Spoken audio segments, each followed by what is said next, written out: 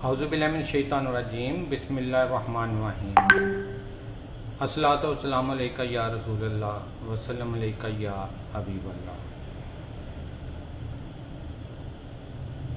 तमाम homeopath doctors को, तुलबा व तालिबात को डॉक्टर बाबर अमीन की जानिब से अस्सलामु अलैकुम। दोस्तों, अपने वादे के मुताबिक आज से हम लोग होप होम्योपैथिक एकेडमिया की जानिब से एक नया सिलसिला शुरू कर रहे हैं, जिसमें हम लोग उन अद्वियात को डिस्कस करेंगे जो हमारे DHMS BHMS के सिलेबस में पढ़ाई जाती हैं। ये वो अद्वियात हैं जो ना सिर्फ सिलेबस का हिस्सा हैं, बल्कि इन्हें पॉलीक्रस्ट रेमेडीज़ भी कहा जाता है, यानी कि बहुत ज़्यादा आम इस्तेमाल होने वाली अद्वियात कहा जाता है। ये वो अद्वियात हैं जिनके बगैर किसी होम्योपैथिक क्लिनिक का चलना मुमकिन नहीं है। उसी हवाले से हम मुख्तलिफ अद्वियात को डिस्कस करेंगे, ज़ेरे बहस लेके आएंगे। इससे पहले कि हम आज की गुफ्तगू का आगाज़ करें, मैं चंद अहम पहलुओं की तरफ आपकी तवज्जो दिलाना चाहता हूं, ताकि आप उनको मद्देनज़र रखते हुए इन वीडियोस को डिस्कस करें, इन वीडियोस को देखें और फिर अपनी राय का इजहार करें। दोस्तों, हमारी ये तमाम वीडियोस कोशिश होगी कि मैक्सिमम डॉक्टर हानीमन के पैराग्राफ नंबर 3 यानी ऑर्गेनन ऑफ मेडिसिन में जो उन्होंने अफोर्जम नंबर 3 हमारे लिए मशले राह के तौर पर दिया है, उसको मद्देनज़र रखकर तैयार की जाए, जिसमें वो कहते हैं कि एक अच्छा फिजिशियन बनने के लिए, एक अच्छा होम्योपैथ बनने के लिए ये ज़रूरी है कि आपको नॉलेज ऑफ डिजीज़ हो और आपको पता हो कि मर्ज़ में काबिल इलाज क्या चीज़ है, और इसी तरह आपको पता हो कि दवा में काबिल शफा कौन सी चीज़ है। यानी आप जो दवा देने जा रहे हैं उस दवा में शफाइया खसूसियात रखने वाली चीज़ कौन सी है, उस दवा का कौन सा जुज़ शफाइया खसूसियात का हामिल है। आप ये भी कह सकते हैं कि हमारी इन वीडियोस में हर मुमकिन कोशिश की जाएगी कि तमाम रिसोर्सेज को बरूए कार लाते हुए हम आप तक नई से नई मालूमात पहुँचाएँ, क्योंकि हर दवा को आप मुख्तलिफ मटीरियल मेडिकल्स में पढ़ चुके होंगे, लेकिन हमारी कोशिश होगी कि उन तमाम चीज़ों के साथ साथ हम हर दवा एक नए एस्पेक्ट के साथ आपके सामने पेश करें, ताकि आपको उस दवा को इस्तेमाल करने में सहूलत हो सके। ना सिर्फ सहूलत हो सके, बल्कि उसके छुपे हुए जो फ़वाइद हैं उन तक भी रसाई मुमकिन बनाई जा सके। तो दोस्तों, मुझे उम्मीद है कि हमारे इस सफ़र में आप एक अच्छे हम सफ़र के तौर पर हमारे साथ चलेंगे और हमारा ये सफ़र इंतहाई दिलचस्प और नॉलेजेबल होगा और आप इसको बहुत एंजॉय करेंगे।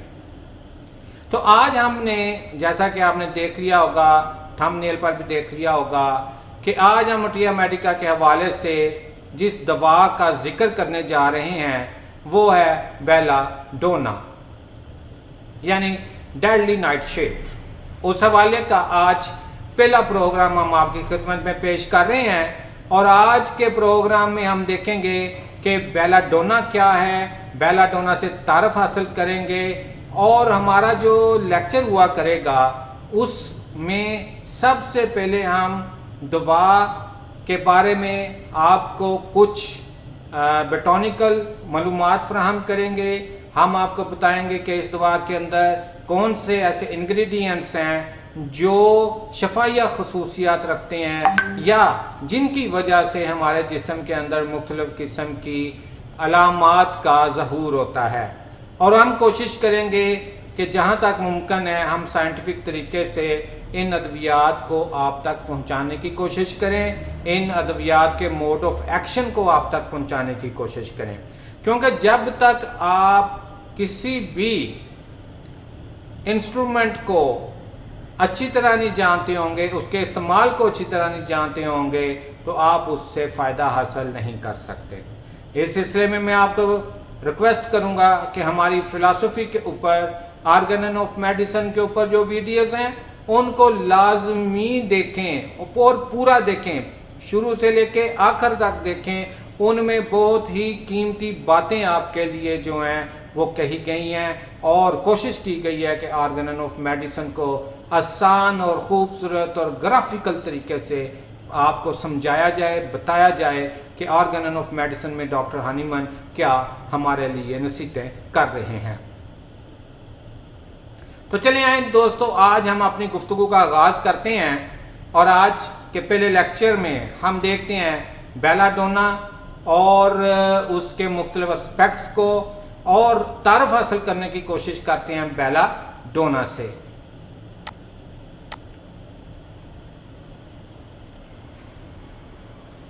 दोस्तों, बेलाडोना को एट्रोपा बेलाडोना जो है वो भी कहा जाता है। Belladonna is a poisonous plant that has been used as a medicine since ancient times. It is named as Belladonna is Italian for the beautiful woman. दोस्तों, बेलाडोना को ज़माने कदीम से मेडिसिन के तौर पर इस्तेमाल किया जाता रहा है और ये एक जहरीला पौधा है।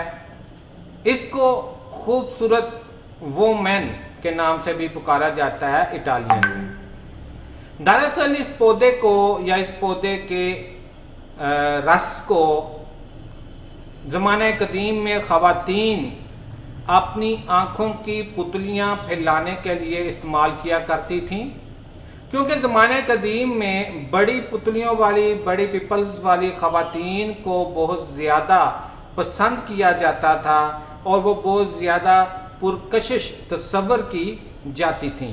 तो बेलाडोना जो है उसको ज़माने कदीम से इस मकसद के लिए इस्तेमाल किया जाता रहा है और इसको अपने चेहरे की रंगत को पिंकश करने के लिए, सुर्ख करने के लिए भी इस्तेमाल किया जाता रहा है। अगर हम बेलाडोना की स्टेट के हवाले से देखें तो हम देखते हैं कि जो बेलाडोना है ये हमारे नर्वस सिस्टम को मुतासर करते हुए हमारे जिस्म के ऊपर असरअंदाज होती है और नर्वस सिस्टम में आने वाला ये जोश ही बेलाडोना की सेंट्रल थीम है। यानी बुनियादी थीम जो है बेलाडोना की जो मुकम्मल एक ड्रग पिक्चर बनती है, उसमें जो हमारा नर्वस सिस्टम है उसमें जो जोश है, एक्साइटेड नर्वस सिस्टम जो है वो उसकी बुनियाद है। यानी बेलाडोना की जितनी भी आपको सिम्टम मिलेंगी, ड्रग पिक्चर मिलेंगी, उनकी जो बुनियाद होगी वो हमारा एक्साइटेड नर्वस सिस्टम, पुरजोश जो असाबी निज़ाम है वो होगा।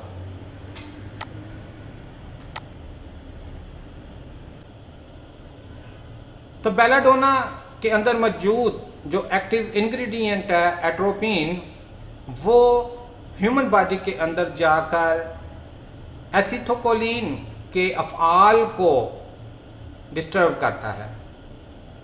एसिथोकोलिन न्यूरोट्रांसमीटर है जो कि हमारे जिस्म के बहुत सारे अफ़आल को कंट्रोल करता है। अब जब एट्रोपिन जाकर एसिथोकोलिन के अफ़आल को मुतासर करता है, उस पर असरअंदाज होता है, तो हमारे बहुत से अफ़आल उससे डिस्टर्ब होते हैं। दोस्तों, ये जानने के लिए, ये समझने के लिए कि बेलाडोना एट्रोपिन हमारी बॉडी के ऊपर जो अलामात पैदा करता है वो क्यों कर पैदा होती हैं, वो कैसे पैदा होती हैं, ये समझना बहुत ज़रूरी है कि नर्वस सिस्टम हमारा जो है वो क्या है और कैसे काम करता है। और इसी हवाले से डॉक्टर हानीमन ने पैराग्राफ नंबर 3 में फरमाया है कि एक फिजिशियन के लिए ये जानना बहुत ज़रूरी है कि वो जिस मर्ज़ का इलाज करने जा रहा है उसमें काबिल इलाज कौन सी चीज़ है, और जो दवा दी जा रही है उसमें शफाया खसूसियात रखने वाली कौन सी चीज़ है। जब इन दोनों पे अबूर हासिल होगा तो फिर हम एक अच्छी बिलमिसल दवा जो है एक पेशेंट के लिए मुंतखब कर सकेंगे। अब जब हम बात करते हैं कि बेलाडोना नर्वस सिस्टम के ज़रिए हमारे जिस्म को मुतासर करती है, तो हमें देखना पड़ेगा कि नर्वस जो सिस्टम है हमारा वो क्या फ़ाल असर अंजाम देता है, और बेलाडोना उसके कौन कौन से फेल हैं जिन पर जाके असरअंदाज होती है और मुख्तलिफ किस्म की अलामात बेलाडोना की हमारे सामने आती हैं। बेलाडोना हमारे पीएनएस और सीएनएस दोनों नर्वस सिस्टम के ऊपर असरअंदाज होती है, यानी पेरिफेरल नर्वस सिस्टम के ऊपर भी और सेंट्रल नर्वस सिस्टम के ऊपर भी। तो दोस्तों हम देखते हैं कि एट्रोपिन के इफ़ेक्ट्स जो हैं, असरात जो हैं, वो पेरिफेरल नर्वस सिस्टम के ऊपर क्या सामने आते हैं। इससे पहले कि हम पेरिफेरल नर्वस सिस्टम को देखें, हमें थोड़ा सा रिव्यू अपने नर्वस सिस्टम का जो है वो ले लेना चाहिए, और ये हम इसलिए ले रहे हैं ताकि हमारे जो डॉक्टर्स हैं, प्रैक्टिशनर्स हैं, वो तो माशाल्लाह इन सब चीज़ों को जानते हैं, लेकिन हमारे जो नए बच्चे हैं, जो नए स्टूडेंट्स आ रहे हैं, ख़ास तौर पे फर्स्ट ईयर के जो स्टूडेंट हैं, उनको थोड़ा सा ओवरव्यू करने के लिए, उनको रिवाइज करने के लिए मैं मुख्तसर सा तारफ़ जो है वो पेश कर रहा हूँ, ताकि एक ज़हन में खाका बन जाए और आगे जो हम बेलाडोना को डिस्कस करने जा रहे हैं वो समझने में आसानी हो।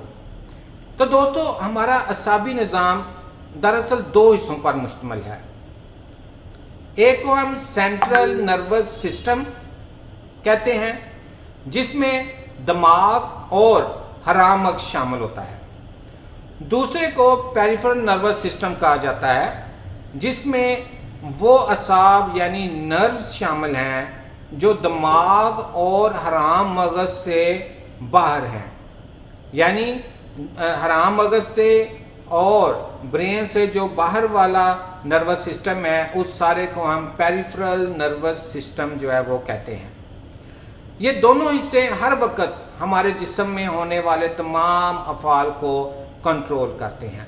जैसा कि दोस्तों आप ये देख रहे हैं कि सेंट्रल नर्वस सिस्टम यानी CNS दो चीज़ों पर मुश्तमिल है, जिसमें ब्रेन और स्पाइनल कार्ड शामिल है, जबकि पेरिफेरल नर्वस सिस्टम जो है वो गैंग्लियन और नर्व्स के ऊपर मुश्तमिल है।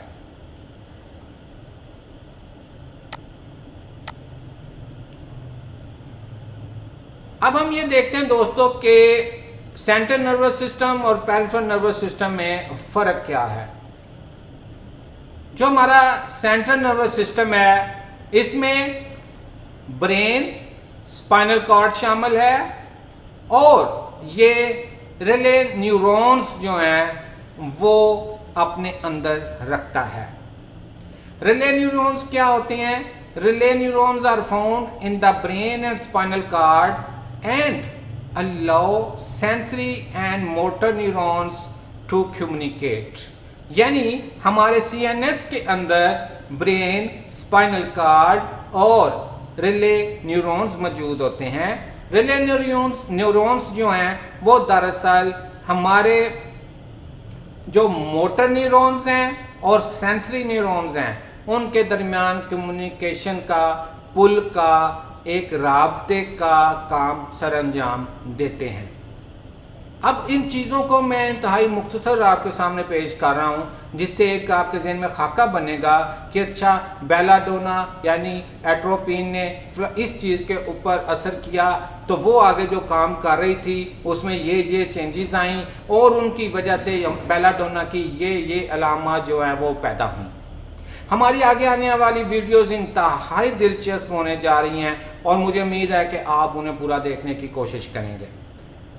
इसी तरह पेरिफेरल नर्वस सिस्टम की बात हम करते हैं जो कि cranial nerves, spinal nerves, peripheral nerves के ऊपर मुश्तमिल है और इनमें सेंसरी न्यूरॉन्स और मोटर न्यूरॉन्स जो हैं ये मौजूद होते हैं।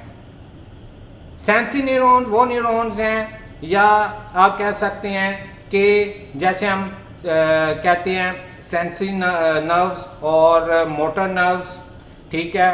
उसमें क्या होता है कि सेंसरी नर्व जो हैं वो हमारे जिस्म से मुख्तलिफ सेंसेस को लेकर दिमाग तक पहुंचाती हैं और मोटर नर्व्स जो हैं वो दिमाग से आने वाले मैसेजेस को हमारे जिस्म के मुख्तलिफ हिस्सों तक पहुंचाती हैं।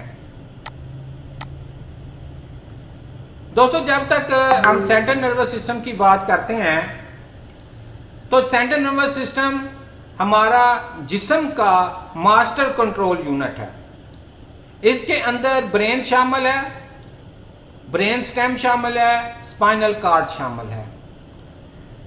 ब्रेन जो है इसको हम 3 मेजर हिस्सों में तकसीम कर सकते हैं।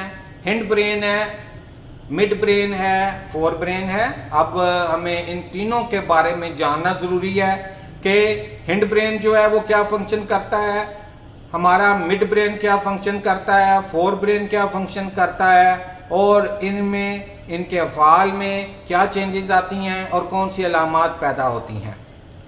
आगे आ जाता है ब्रेन स्टेम। ब्रेन स्टेम जो है ये दिमाग और स्पाइनल कार्ड जो है उसको आपस में मिलाने का काम करता है, यानी बतौर एक राब्ताकार के काम करता है, एक पुल के तौर पे काम करता है। स्पाइनल कार्ड की हम बात करें तो स्पाइनल कार्ड जो है ये एक नर्व्स का मजमुआ है जो कि दिमाग और पेरिफेरल नर्व सिस्टम के दरमियान राब्ताकार के तौर पर काम करता है। पेरिफेरल नर्वस सिस्टम की हम बात करें तो पेरिफेरल नर्वस सिस्टम जो है वो हमारे जिस्म का बैरूनी दुनिया के साथ राब्ता मुमकिन बनाता है, यानी पेरिफेरल सिस्टम के ज़रिए ही हम बैरूनी दुनिया एंजॉय कर पाते हैं, जो बैरूनी दुनिया उसकी खूबसूरती को देख पाते हैं, महसूस कर पाते हैं और उसके रिस्पांस में मुख्तलिफ अफ़आल हम लोग सर अंजाम दे पाते हैं। इसके अंदर हमारे पास 2 जो है वो कैटेगरीज हैं, या हम इसको 2 हिस्सों में तकसीम कर सकते हैं, द सोमैटिक नर्वस सिस्टम और द ऑटोनोमिक नर्वस सिस्टम, यानी सोमैटिक नर्वस सिस्टम और ऑटोनोमिक नर्वस सिस्टम। जो सोमैटिक नर्वस सिस्टम है इसमें ये carry sensory information from sensory organs to the CNS and relays motor movement, commands to muscles, controls voluntary movements। Somatic nervous system दरअसल क्या करता है, ये सेंसरी इंफॉर्मेशन हमारे जिस्म के मुख्तलिफ अज़ा से लेता है, जो वो असेस करते हैं, जो वो महसूस करते हैं, जो हमारे हिस्सी आर्गन्स हैं जिनसे हम मुख्तलिफ चीज़ों को महसूस करते हैं। ये उन एहसासात को, उन फीलिंग्स को लेता है, उन सेंसेस को लेता है और हमारे सेंट्रल नर्वस सिस्टम तक लेके जाता है और वहाँ से जो उसको पैगाम मिलता है, जो आर्डर मिलता है, जो कमांड मिलती है, उसको वो लेके जाता है मसल्स तक और ये वॉलंटरी मूवमेंट्स को कंट्रोल करता है। हमारे पास 2 तरह की मूवमेंट्स हैं, वॉलंटरी और इनवॉलंटरी। वॉलंटरी मूवमेंट्स वो मूवमेंट्स हैं जिनको आप खुद से कंट्रोल कर सकते हैं, यानी मैं एक पेंसिल उठा के एक से दूसरी जगह रखना चाहता हूं और इस दौरान ये जो मैंने मूवमेंट की ये वॉलंटरी मूवमेंट है, ये मेरे अख्तियार में है।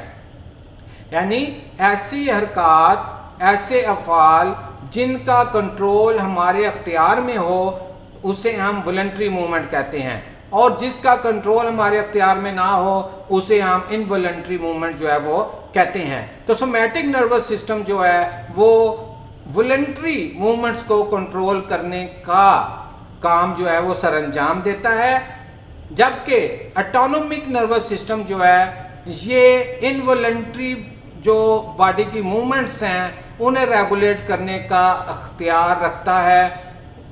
इसके ज़िम्मे हमारे जिस्म के मुख्तलिफ अफ़आल को ऑटोमेटिकली कंट्रोल करना जो है वो है। मिसाल के तौर पर हमारे दिल की धड़कन को कंट्रोल करना, रेस्पिरेशन को कंट्रोल करना, डाइजेशन को कंट्रोल करना, पीपल कंट्रैक्शन को जो है वो कंट्रोल करना, ये सब चीज़ें ऑटोमेटिकली हो रही होती हैं बगैर किसी कॉन्शियस डायरेक्शन के। यानी हमें पता भी नहीं चलता और ये सारा कुछ ऑटोमेटिकली जो है वो होता चला जाता है। इसकी एक एग्जांपल मैं आपको देता हूँ कि मिसाल के तौर पर अचानक कोई धमाका होता है, अचानक कोई इस किस्म का शोर जो है वो पैदा होता है, तो आप देखते हैं कि हमारे दिल की धड़कन जो है वो तेज़ हो जाती है, पल्पिटेशन जो है वो तेज़ हो जाती है। लेकिन कुछ ही देर में बगैर कोई मेडिसिन लिए, बगैर कुछ किए, आस्ता आस्ता वो धड़कन जो है नॉर्मल होना शुरू हो जाती है। इसी तरह जब आप किसी रास्ते पे चल रहे होते हैं, अचानक किसी दरख्त की शाख आपकी आंख के सामने आ जाती है, आपको नहीं पता चलता, आपको तब पता चलता है जब वो शाख आपके चेहरे से टकराती है, लेकिन उसके टकराने से पहले आपकी आंख बंद हो चुकी होती है। तो ये वो ऑटोमेटिक इनवॉलंटरी फंक्शंस हैं जो आपका ऑटोनोमिक नर्वस सिस्टम परफॉर्म करता है। यानी हमारा पेरिफेरल नर्वस सिस्टम दो हिस्सों में है तकसीम होता है, somatic nervous system, autonomic nervous system. Somatic nervous system voluntary movements को कंट्रोल करता है और ऑटोनोमिक नर्वस सिस्टम हमारी इनवॉलंटरी मूवमेंट्स को कंट्रोल करता है। ऑटोनोमिक नर्वस सिस्टम को हम आगे दो हिस्सों में तकसीम कर सकते हैं, जिसमें सिंपैथेटिक नर्वस सिस्टम है और पैरासिम्पैथेटिक नर्वस सिस्टम है। सिंपैथेटिक नर्वस सिस्टम में ये हमारी बॉडी को एक्शन और स्ट्रेस के लिए तैयार करता है, इसे फाइट और फ्लाइट भी कहा जाता है। जबकि पैरासिम्पैथिक नर्वस सिस्टम हमारे जिस्म को काम करता है, हमारे जिस्म को एनर्जी, तवानाई को बचाने में मदद करता है। यानी एक सिस्टम जो है वो एक्शन के लिए तैयार कर रहा है, जब वो एक्शन परफॉर्म हो जाता है तो दूसरा सिस्टम उस ही एक्शन को नॉर्मल करने के लिए हमारे जिस्म में काम कर रहा होता है। मुझे उम्मीद है दोस्तों कि थोड़े से वक्त में आपको एक रिवीजन मिल गई होगी कि हमारा नर्वस सिस्टम क्या है, सेंट्रल नर्वस सिस्टम क्या करता है, पेरिफेरल नर्वस सिस्टम जो है वो क्या करता है।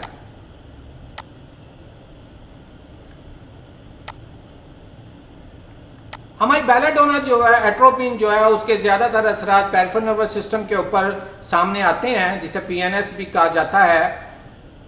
तो लिहाजा हम पीएनएस से ही अपनी गुफ्तगू जो है वो शुरू कर रहे हैं और हम अब थोड़ा सा देखते हैं कि हमारा पेरिफेरल नर्वस सिस्टम दरअसल क्या अफ़आल सर अंजाम देता है और ये क्या करता है। हमारे पीएनएस का बुनियादी काम सीएनएस का जिस्म के अज़ा, जिस्म की अतराफ और जिल्द के साथ रब्ता कराना है। यानी हमारा जो पेरिफेरल नर्वस सिस्टम है उसका जो बुनियादी मकसद है वो सेंट्रल नर्वस सिस्टम का जिस्म के मुख्तलिफ अज़ा के साथ रब्ता मुमकिन करना है।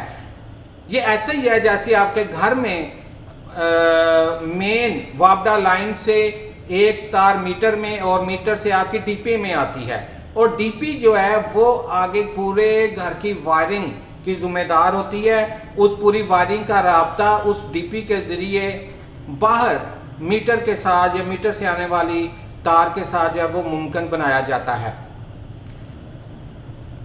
ये असाब सेंट्रल नर्वस सिस्टम से निकलकर पूरे जिस्म में फैली हुई होती हैं। पेरिफेरल नर्वस सिस्टम हमारे दिमाग और हराम मगज को जिस्म से पैगामात वसूल करने और भेजने में मदद फराहम करता है।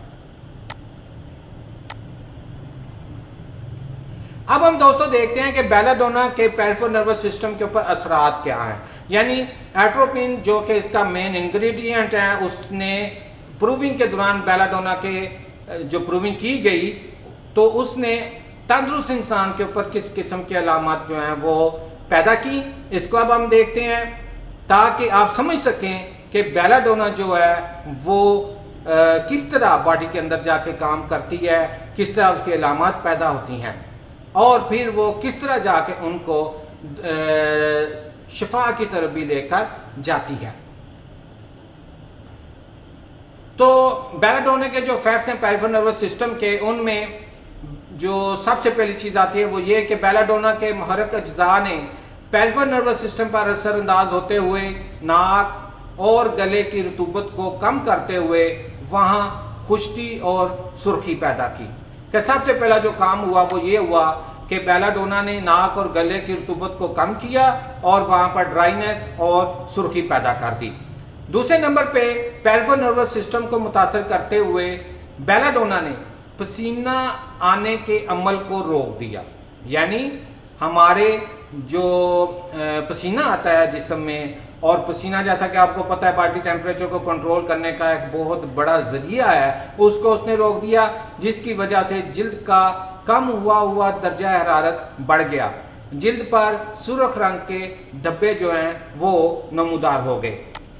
इसके बाद बेलाडोना के मुहर्रिक अज्जा ने पेरिफेरल नर्वस सिस्टम पर असरअंदाज होते हुए आंखों की पुतलियों को फैला दिया, जिसकी वजह से आंखें रोशनी से एहसास हो गईं। यानी आप देखते हैं कि बेलाडोना की जो तकलीफात हैं, ज़हनी अलामात हैं, वो रोशनी में बढ़ती हैं। रोशनी में बेलाडोना का पेशेंट ज़्यादा इरिटेट हो जाता है। उसकी वजह क्या है कि बेलाडोना का जो मुहर्रिक जुज़ है एट्रोपिन, जैसा कि हम पहले भी देख चुके हैं कि ज़माने कदीम की ख़वातीन आंखों की पुतलियां फैलाने के लिए इसको इस्तेमाल करती थीं, तो वही चीज़ यहाँ पर आ रही है कि उसके मुहर्रिक अज्जा ने जो पुतलियां थी उनको फैला दिया।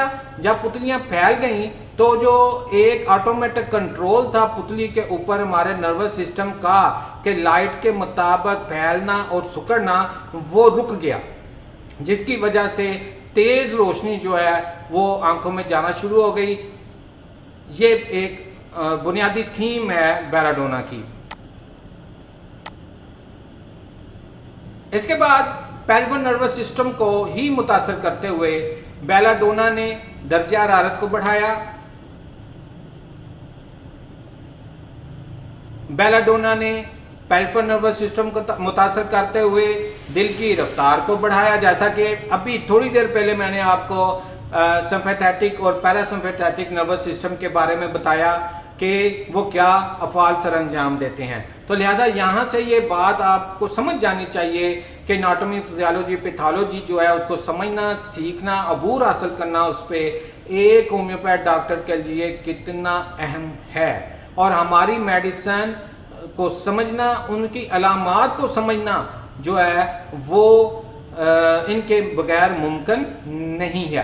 तो लिहाजा दोस्तों, आप यहाँ पे मटिया मेडिका पर बहुत ज़्यादा जोर देते हैं, रेपेटरीज के ऊपर बहुत ज़्यादा जोर देते हैं, तो आपको ऑर्गेन ऑफ मेडिसिन और इसी तरह एनाटॉमी, फिजियोलॉजी, पैथोलॉजी के ऊपर भी पूरी तरह तवज्जो देनी चाहिए ताकि आप दवा और उसकी अलामत को अच्छी तरह समझ सकें।